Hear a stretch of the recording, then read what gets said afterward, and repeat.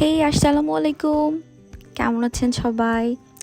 আলহামদুলিল্লাহ, আমিও অনেক ভালো আছি, কারণ আমার গুল্লুর বাপ এখন বাংলাদেশে। আমরা আজকে বিকালের প্রকৃতিটা দেখে হঠাৎ মনে হয়েছিল আমাদের কোথাও যাওয়া উচিত। তাই হুটহাট সিদ্ধান্ত, চলো আমরা মধুমতিতে যাই।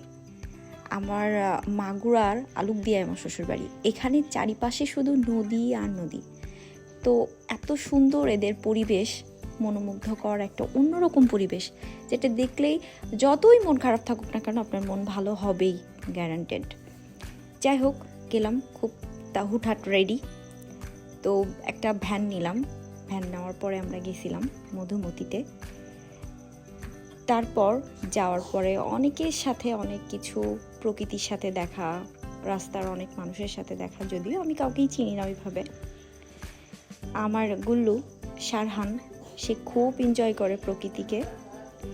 ওখানে যাওয়ার পর আপনি দেখতে পাবেন কি কি হয়েছে, তার দুষ্টামি, তার এত বাদরামি, তার জন্য আমার অলওয়েজ এক্সট্রা কাপড় নেওয়া লাগে।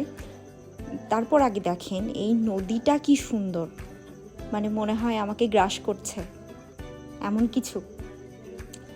তারপরে আমরা অনেকক্ষণ এখানে বসলাম, মেঘলা একটু অন্ধকার অন্ধকার হয়ে আসছিল, সেটা উপভোগ করলাম।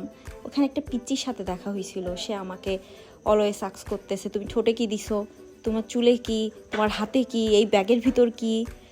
যাই হোক, একটা অসুর নদীর পাড়ে থাকে ওরা, অন্যরকম ডিফারেন্ট ওদের মানসিকতা, ডিফারেন্ট ওদের লাইফ।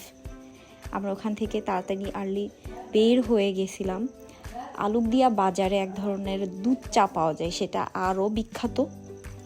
সেটা রুটিটা পুড়ায়ে দেয়, তুষের আগুনে পুড়ায়ে রুটি ওরা দেয়।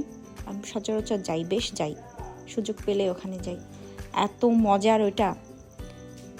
তো দেখা যাক, কোনোদিন যদি আপনারা আসেন অবশ্যই আমি নিয়ে যাবো আপনাদের, দেখবেন একটু পরে দেখতে পাবেন কি সুন্দর দুধ চা। ওকে, টাটা, বাই।